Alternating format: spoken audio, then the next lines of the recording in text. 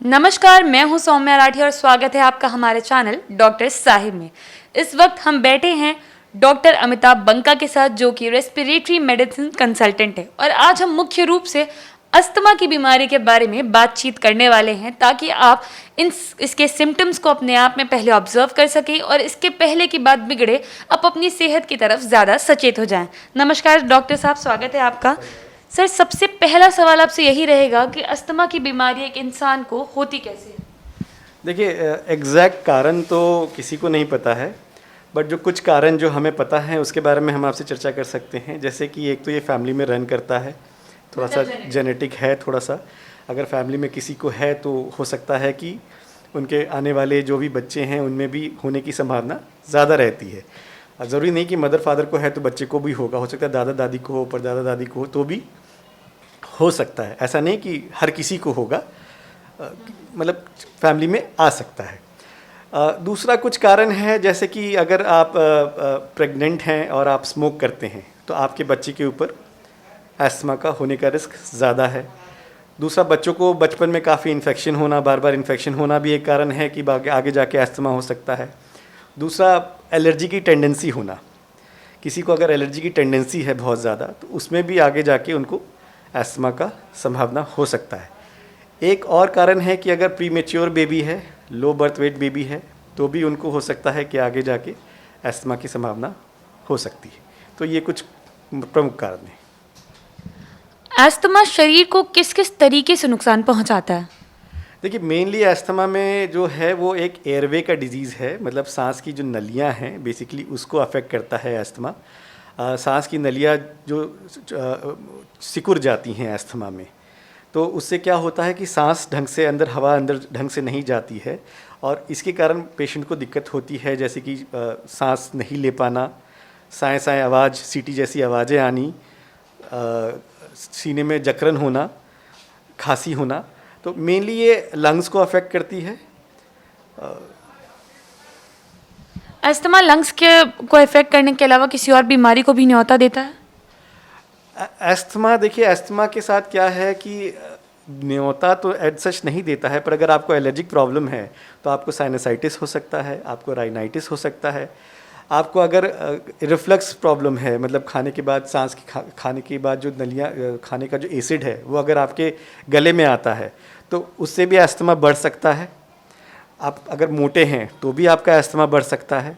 तो as such asthma किसी को बुलाता नहीं है, पर अस्थमा में अगर आपको साथ में और बीमारियां हो तो अस्थमा के कंट्रोल में थोड़ा सा दिक्कत हमें ज़्यादा होती है। इसका इलाज क्या है? देखिए, सबसे अच्छा, बेहतर और बिना साइड इफ़ेक्ट वाला जो इलाज है वो है इन्हेलर्स, पम्प्स। अक्सर आते हैं मरीज, कहते हैं सर डॉक्टर साहब गोलियां दे दीजिए, पंप मत दीजिए, बट पंप से बेहतर हमें ये बात समझना होगा कि पंप, इन्हेलर जिसको हम पंप कहते हैं, इन्हेलर दो तरह के होते हैं, कैप्सूल वाला होता है और एक पंप वाला होता है। तो सबसे सेफ और बेहतर इलाज पंप ही है। अगर किसी शख्स को अस्थमा है तो उसको रिकग्नाइज कैसे किया जा सकता है अपनी बॉडी में? अर्ली एज में अगर हो जाए बच्चों को तो उनके माँ बाप कैसे पहचाने, या अपनी भाग दौड़ की ज़िंदगी में हमारी उम्र के लोग ही कैसे पहचाने? देखिए, एक तो बार बार होना सांस की दिक्कत जो अपने आप ठीक हो जाती है, कि आपको हुआ, एक दो दिन आपको दिक्कत हुआ, फिर हो सकता है अपने आप ठीक भी हो गया। मौसम बदलने पे दिक्कत होना, कुछ ट्रिगर फैक्टर्स होते हैं। अगर आपको कोल्ड हवा लगा है, आप एक्सरसाइज कर रहे हैं, आपने कुछ ठंडी चीज़ें खाई हैं, कोई स्ट्रॉन्ग स्मेल है, स्मोक है, डस्ट है, अगर उससे आपको सांस की दिक्कतें होती हैं तो ये कुछ ट्रिगर फैक्टर्स होते हैं जो अगर आप में हैं तो आपको हो सकता है। अच्छा, एलर्जी का प्रॉब्लम होना, आँखों में बार बार लालपन आना, खुजलियाँ होनी, तो ये सब कुछ कारण अगर आपको साथ में हैं तो आपको अस्थमा हो सकता है, और आप इसके लिए अपने डॉक्टर के पास जाएं, वो आपको मदद करेंगे उसको आइडेंटिफाई करने में। क्या अस्थमा के लिए जो पंप हम लेते हैं वो उम्र भर लेना होता है, या मतलब इसका कोई क्योरेबल इलाज भी है कि अस्थमा खत्म हो जाएगा एक पॉइंट के बाद? देखिए, एक बात हमें ये समझना पड़ेगा कि अस्थमा का कोई इलाज, पुख्ता इलाज हमारे पास इस समय नहीं है। बट अक्सर ये देखा गया है कि अगर बच्चों में अस्थमा होता है, टीनेजर्स में, अगर 14-15 साल पे जिनको अस्थमा होती है, अक्सर जब वो बड़े होते हैं तो अस्थमा अपने आप ख़त्म हो जाता है। हाँ, उनमें टेंडेंसी हाई रहेगी आगे जाके अस्थमा वापस आने की, बट अक्सर पाया गया कि ये ठीक हो जाते हैं, नॉर्मल हेल्दी लाइफ इनका हो जाता है। रहा पंप उम्र भर की, तो देखिए पंप के साथ बहुत सारी मिसकंसेप्शन है, धारणाएं हैं, मिथ्स हैं कि भाई एक तो पंप एक बार ले लिया तो जीवन भर लेना पड़ेगा। जैसे आपने एक सवाल, बहुत अच्छा सवाल पूछा, अगर आपको शुगर हो जाता है, अगर आपको बीपी हो जाता है, तो आप दवा खाते हैं कि नहीं खाते हैं? जी। आप उम्र भर खाते हैं? आप तब तो नहीं पूछते कि डॉक्टर साहब अब तो उम्र भर खाना पड़ेगा, तो वो क्योंकि इलाज है ना। ऐसे ही अस्थमा का इलाज पंप है। अच्छा, अच्छी बात क्या है इसमें कि अगर आप अच्छे से ले रहे हैं, आपका अस्थमा कंट्रोल है, तो पंप हम कम कर सकते हैं। एक समय पे ऐसा भी हो सकता है कि हम कुछ समय के लिए बंद भी कर सकते हैं। ऐसा नहीं है कि आपको जीवन भर लेना पड़ेगा, पर अगर आप उसको अच्छे से कंट्रोल में रख रहे हैं तो आपके साथ ऐसा हो सकता है कि आपका पंप कुछ समय के लिए बंद भी हो जाए। अब डॉक्टर साहब, आखिरी सवाल यही रहेगा कि जो अस्थमा के मरीज हैं वो अपना बेहतर ख्याल कैसे रख सकते हैं? देखिए जैसा कि मैंने बताया कि ट्रिगर फैक्टर्स होते हैं, ठीक है। तो वो ट्रिगर फैक्टर्स आइडेंटिफाई करने, वो ट्रिगर फैक्टर कुछ भी हो सकता है। वो आपका खाना हो सकता है, स्मोक हो सकता है, परफ्यूम हो सकता है, वो ट्रिगर फैक्टर कुछ भी हो सकता है। ट्रिगर फैक्टर आप एक बार हमारे ऑडियंस को जरा अच्छे से समझाएं। ट्रिगर फैक्टर मतलब कि कोई ऐसी चीज़ का एक्सपोजर होना जिससे आपका अस्थमा या तो आपके सामने आ गया या बढ़ गया। अक्सर क्या होता है, अस्थमा के मरीज नॉर्मल लाइफ जी रहे होते हैं और ये ट्रिगर फैक्टर्स आने पर ही उनको दिक्कत होती है, और जब उनको उस समय दवा मिल जाती है तो वो वापस नॉर्मल हो जाते हैं।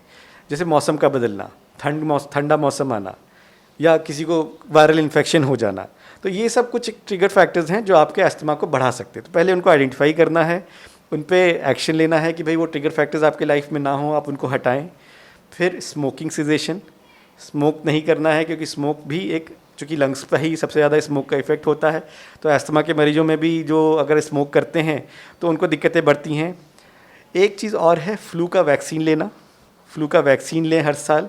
अगर आपको अस्थमा है तो आप उससे भी अपने आप को अस्थमा के बार बार जो इन्फेक्शन से अस्थमा होता है उससे बचा सकते हैं। ब्रीदिंग एक्सरसाइजेस करना, अपना दवाई सही समय से और सही तरीके से लेना, वो भी एक बहुत ज़रूरी है। डॉक्टर साहब, अभी आप पंप को लेकर कुछ महत्वपूर्ण जानकारी दे रहे थे, तो क्या पंप लेने का कोई सही या गलत तरीका भी होता है?